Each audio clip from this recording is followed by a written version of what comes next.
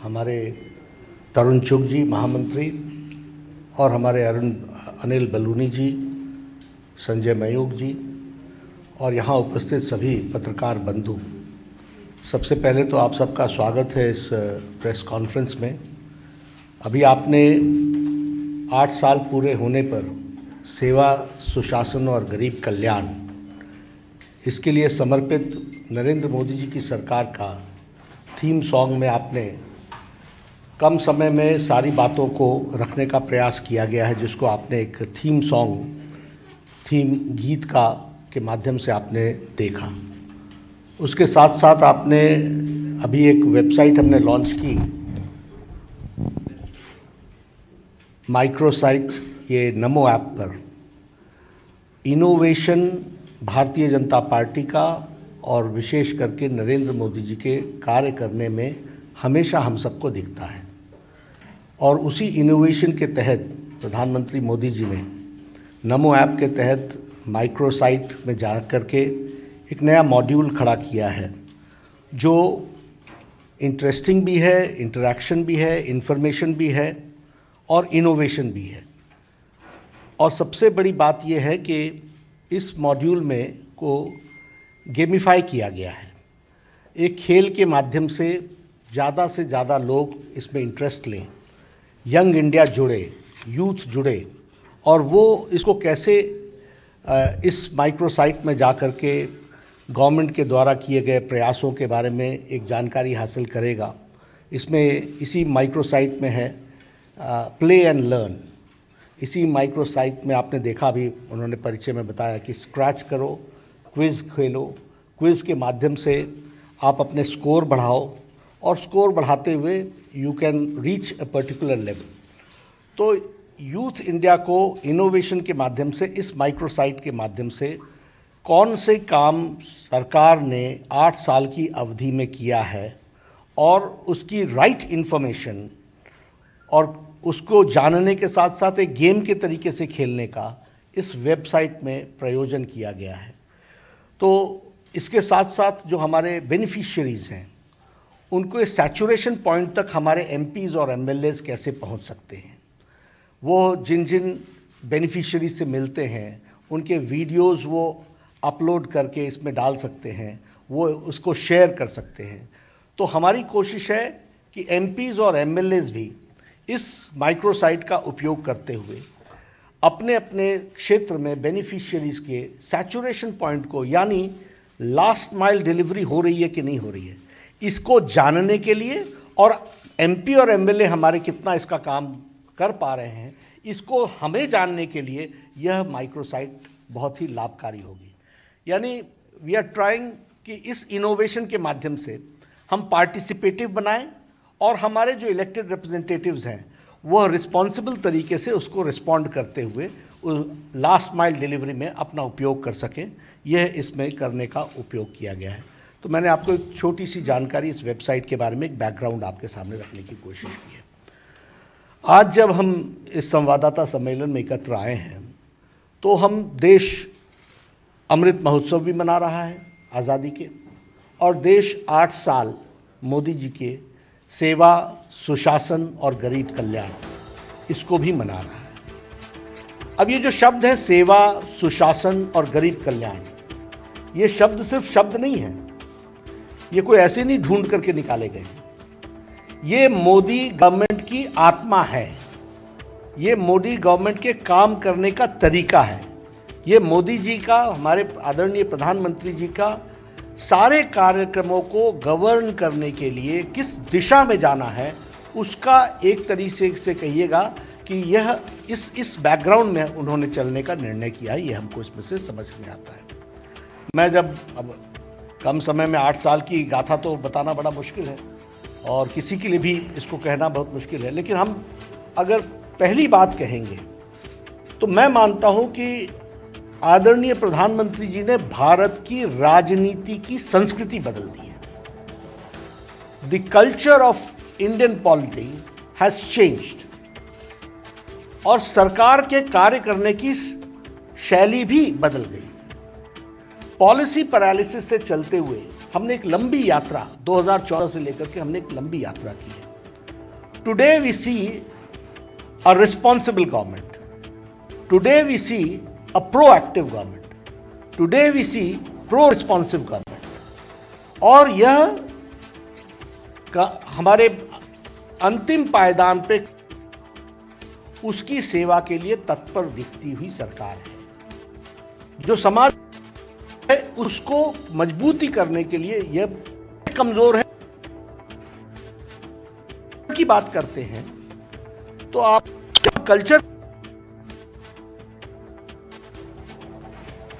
जब हम कल्चर की बात करते हैं तो आपने सुना होगा ये तो ऐसे ही चलेगा, ये तो ऐसा ही हुआ है, और सरकारें कह देती थी जितना हुआ कर दिया भाई, अब इससे ज्यादा नहीं हो सकता था।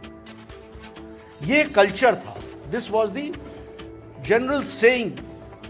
वाक्यों में इसी तरीके से राजनीति को ट्रांसलेट किया जाता था, आप लोगों की भाषा में उसको डिकोड किया जाता था। आज स्पष्ट है, मोदी है तो मुमकिन है, और ये आम व्यक्ति की आवाज है। ये कोई भारतीय जनता पार्टी की आवाज नहीं है, ये आम व्यक्ति की आवाज है कि yes, if prime minister Modi is there, this is possible. Modi है तो मुमकिन है। यह परिवर्तन हमको देखने को मिलता है।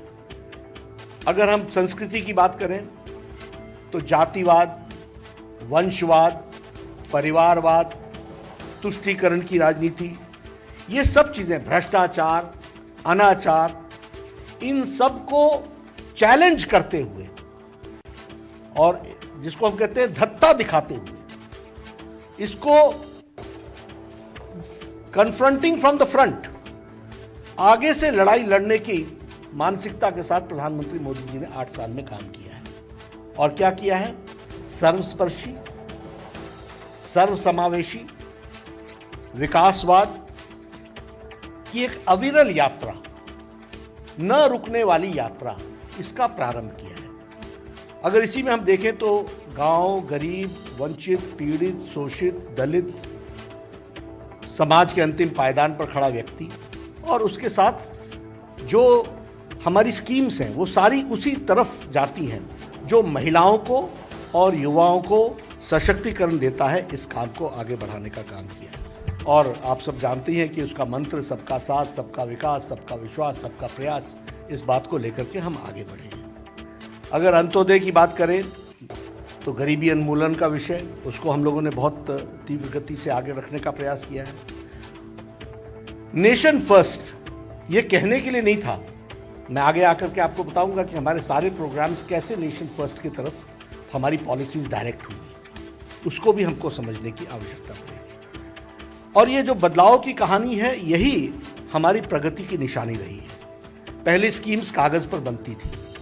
मैं एक लंबे समय तक एमएलए भी रहा हूँ, मुझे मालूम है जमीन पर कैसे काम होता है। कागज पर स्कीम बनती थी, कागज पर ही इंप्लीमेंट हो जाती थी और कागज पर ही उद्घाटन हो जाता था।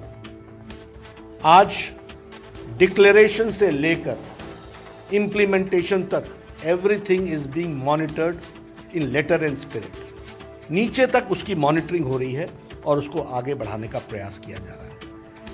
अभी जो इकोनॉमी की चर्चा हम करते हैं तो आपके ध्यान में आया होगा कि कोरोना की मार के पश्चात और यूक्रेन की लड़ाई के पश्चात भी इंटरनेशनल मॉनेटरी फंड ने, हमारे आईएमएफ ने गरीबी की रेखा को भारत में 22% से रिड्यूस करके 10% पर लाके खड़ा कर दिया। दैट मीन्स 12% लोग बीपीएल के दायरे से निकल करके, गरीबी की रेखा से निकल करके आगे आए। उसी तरीके का दूसरा प्रोजेक्शन रहा कि जहां अति गरीब की संख्या 1% थी, वो भी रिड्यूस होकर के 0.8% आ गई और उसको भी स्टेबल रखा है। ये सारी कोरोना की लड़ाई में, कोरोना के आपदा में और इसके साथ साथ बाकी सारी चीज़ों में। अगर हम फॉरेन एक्सचेंज के रिजर्व्स की बात करें तो वो डबल हो गई है। और मैं आंकड़ों में आपको रख रहा हूँ, सिर्फ कोशिश कर रहा हूँ कि एक गो थ्रू हो जाए, सो दैट आपकी मेमोरी लेन में भी वो रिफ्रेश हो जाए। For that only I am just trying to put the picture in front of you. $300 billion US dollars से बढ़ करके $600 बिलियन हमारा फॉरेन एक्सचेंज रिजर्व हो गया है, just double.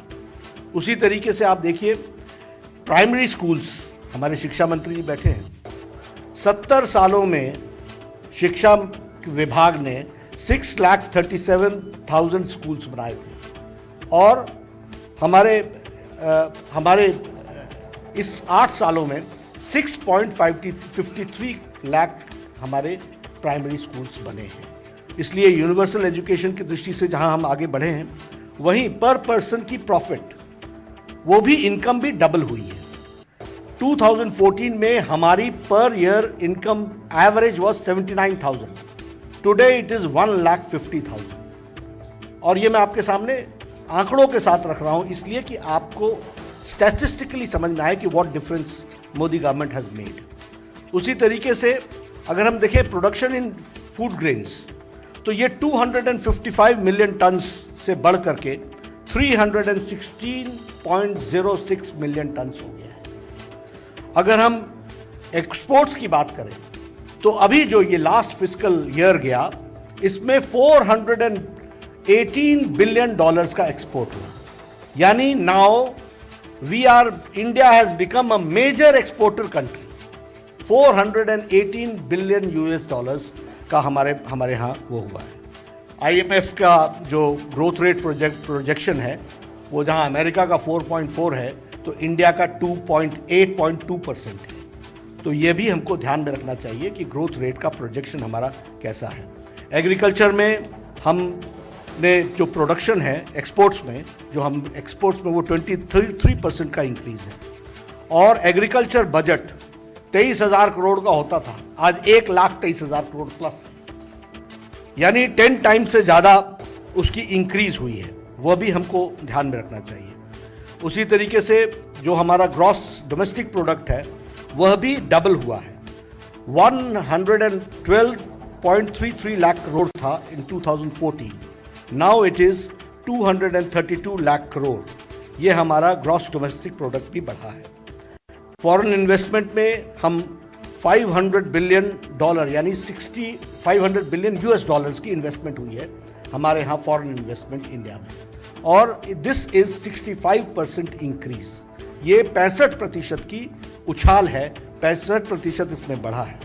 GST collection 1,67,000 last quarter में गया है, और यह भी अपने आप में रिकॉर्ड कलेक्शन है, वह भी हमको ध्यान में रखना चाहिए। ईज ऑफ डूइंग बिजनेस, ये 2022 के बाद हमारे पास 2020 के बाद स्टैटिस्टिक्स नहीं आए हैं, क्योंकि वो ईज ऑफ डूइंग बिजनेस का वो स्टैटिस्टिक्स निकालना बंद हो गया है। लेकिन last is it started from we were on the 142 number and the last was 63, we had reach 63, और आज 2022 में निश्चित रूप से हम और आगे ही बढ़े होंगे। उसके स्टैटिस्टिक्स हमारे पास नहीं है। उसी तरीके से हमारी $3 ट्रिलियन की US$ की इकॉनमी हमारी बनी है, और टारगेट इज $5 ट्रिलियन इकॉनमी हमको बनानी है। तो उस ओर हम प्रगति के साथ आगे बढ़ रहे हैं। कभी हम लोगों ने नहीं सोचा था कि गांधी के नाम पर कांग्रेस के लोग 70 साल राज करके खादी के नाम पर राज करेंगे, और खादी का वो बुरा हाल 70 साल में करेंगे। आपको जान करके खुशी होगी कि इस साल का टर्नओवर 1,15,000 करोड़ है, और फास्टेस्ट मूविंग कंज्यूमर गुड बन गया है हमारा खादी। ये हमको समझना चाहिए कि आज खादी को कितना वो दिया गया है। हमारी गवर्नमेंट की स्कीम्स का 100% गवर्नमेंट असिस्टेंस जो है उसको देने का प्रयास किया गया है। गरीब कल्याण अन्न योजना, this has been appreciated world over. It has been appreciated by IMF, it has been appreciated by World Health Organization, it has been appreciated by UN General Assembly. Everybody has appreciated it. क्यों? क्योंकि corona के दौरान health issues के साथ साथ economic issues को किसी ने भी रिजॉल्व किया, तो उसमें भारत नंबर 1 पर खड़ा है। 80 करोड़ की जनता को 5 किलो गेहूं देना, 5 किलो चावल देना, 1 किलो दाल देना, 2 साल से इस काम को चलाए रखना, ये अति गरीबी की रेखा को 0.1% से भी जो 0.8% पे ले जाने में ये बहुत लाभकारी रहा है। इसको भी हमको ध्यान रखना चाहिए। किसान सम्मान निधि, हमारे कांग्रेस पार्टी वाले हर चुनाव में 10 साल के बाद वो गरीबों के लिए, किसानों के लिए वो कर्जा माफ़ी का विषय उठाते थे, जिसका सारा इन्वेस्टमेंट 57,000 करोड़ बनता था 10 साल में एक बार। ये था इनका मैजिक, ये था इनका कांग्रेस का मैजिक। और प्रधानमंत्री जी ने 10 किश्तें 6,000 रुपये, 2-2 हज़ार रुपये हर क्वार्टर पर अपने 10 किश्तें दी हैं। और 1,65,000 crore have been spent till date. और कल 11वीं किश्त आदरणीय प्रधानमंत्री जी शिमला के रिज मैदान से उसको रिलीज करेंगे। और 11 करोड़ किसानों को 1,80,000 has been given and in 10 installments. And tomorrow, कल जो होगा वो 11वीं किश्त होगी। 700 जगहों पर हमारे बहुत बड़ा किसान सम्मेलन होगा। 700 प्लेसेस पे हमारे मिनिस्टर्स होंगे। शिमला के रिज मैदान से आदरणीय प्रधानमंत्री जी कल हमारे लाभार्थियों को एड्रेस करेंगे और वहाँ से वो 11वीं किश्त रिलीज़ करेंगे। हर एक कृषि विकास केंद्र में, कृषि विज्ञान केंद्र में, KVK में इसका कार्यक्रम होगा। और इसके अलावा पार्टी के द्वारा 700 प्लेसेस पर we will be organising this program. तो इसको भी हम आगे बढ़ा रहे हैं। आयुष्मान भारत के बारे में बोलूं तो वर्ल्ड का एजेंडा है यूनिवर्सल हेल्थ केयर, वर्ल्ड का एजेंडा है यूनिवर्सल हेल्थ असिस्टेंस, ये वर्ल्ड का एजेंडा है। लेकिन आज दिन तक यूनिवर्सल हेल्थ एश्योरेंस देने में कोई देश कामयाब नहीं हुआ है। और वेस्टर्न वर्ल्ड तो इलेक्शन ही हेल्थ इश्यू पर लड़ती है, हेल्थ सिक्योरिटी पर लड़ती है। बहुत से प्रेसिडेंट्स आए यूएस के, सबने हर एक तरीके की बातचीत की। लेकिन आयुष्मान भारत 50 करोड़ प्लस, यानी 40% ऑफ द इंडियन पॉपुलेशन। और कौन है, मैं बार बार बोलता हूं, ये कोई कास्ट के माध्यम से नहीं है, ये बाय प्रोफेशन है। रेडी वाला, ठेला वाला, रिक्शा वाला, फेड़ी लगाने वाला, रैग पिकर, ये बाय प्रोफेशन। बार्बर बेचारा जो बाल काटता है, जो रेडी चलाता है, ऐसे लोगों को, गरीब लोगों को चुन चुन करके 50 करोड़ लोगों को यह आयुष्मान भारत का 5 लाख का एनुअल हेल्थ कार्ड दिया गया है। और इसमें आपको जानकर के खुशी होगी कि 3 करोड़ से ज़्यादा लोगों ने सुविधा उठा ली है। 23,000 करोड़ रुपए से ज़्यादा इस पर खर्च हो चुका है। यह भी हमको ध्यान रखना चाहिए। हम लोगों ने तय किया है कि 12 करोड़